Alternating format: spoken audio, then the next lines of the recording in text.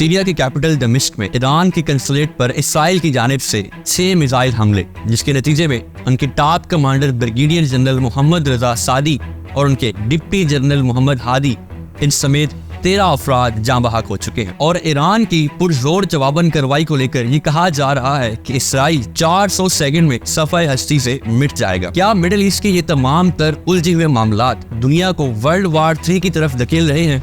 आइए जानते हैं इस वीडियो में।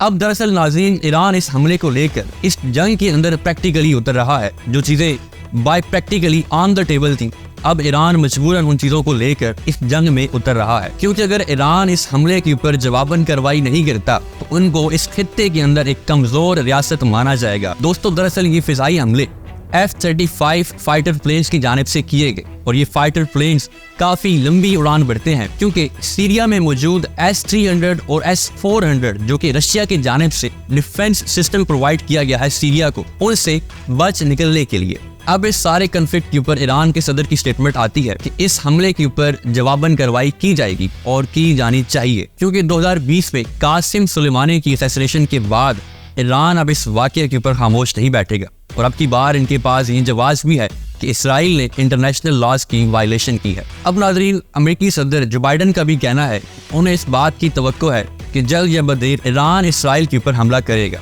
रवा माह में इंतहाई अहम कमांडरों की शहादत के बाद ईरान की जानिब से इंतकामी कार्रवाई के खतरात बढ़ गए हैं। इसराइल के मीडिया प्लेटफॉर्म्स ने यह खबर ब्रेक की है कि इसराइली वज़ीर-ए-आज़म नेतन्याहू ने ईरान की मुमकिना हमले की तैयारी के लिए सीनियर हुकाम से मुलाकात की है और इसराइल ने इस बात की तस्दीक की है कि वो दिफाई और जारहाना तौर पर तैयार है। अब दरअसल ईरान गजा में मौजूद इसराइल से लड़ने वाले मुसल्लह फलस्तीनी ग्रुप हमास की हिमायत करता है और साथ ही साथ पूरे खित्ते में मौजूद डिफरेंट प्रॉक्सी ग्रुप्स जैसे कि लेबनान में मौजूद हिजबुल्लाह अक्सर इसराइली अहदाफ के खिलाफ हमले करते रहते हैं। अमेरिका के वजीर खारजा एंटोनी ब्लिंकन ने चीन, सऊदी अरेबिया और तुर्की के वजीर खारजा से बात करते हुए कहा कि इस खित्ते में मजीद कशीदगी किसी के मफाद में नहीं है। अब इस टेलीफोनिक राब्ते के बाद चीन ने अमेरिका के ऊपर जोर दिया है कि वो मशरिक वस्ता में तामीरी किरदार अदा करे। चीन ने दमिश्क में ईरानी कंसुलेट के ऊपर होने वाले हमले की खुले अल्फाज में मजम्मत की है, लेकिन यहाँ पर सवाल ये उठता है कि आखिर इसराइल ने हमला क्यों किया? और इसराइल ये भी जानता था कि ईरान इस हमले के बाद खामोश नहीं बैठेगा,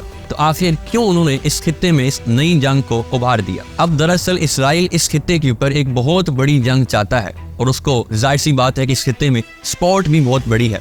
लिहाजा इस हमले के बाद ईरान इसराइल के साथ डायरेक्ट जंग पर उतर आएगा और इससे जुड़े मुख्तलिफ खित्तों में और भी जंगें जन्म लेगी, जैसा कि लेबनान में, जॉर्डन में, यमन में और आज़रबाईजान में, जो कि सारी चीज़ें ईरान के ऊपर डिपेंड करती हैं, ईरान की इस जवाबन कार्रवाई के ऊपर डिपेंड करती हैं। अब ये वाज़ेह भी नहीं है कि ईरान की इस जवाबन कार्रवाई में ईरान बराह रास्त खुद इसराइल के ऊपर हमला करेगा या अपने प्रॉक्सी ग्रुप हिजबुल्लाह को इस्तेमाल करता है। लिहाजा अब देखना ये है कि ईरान इस हमले के जवाब में कब, कहाँ और कैसे रिस्पॉन्ड करता है। मज़ीद इंफॉर्मेटिव वीडियोज़ के लिए हमारे चैनल को सब्सक्राइब करें।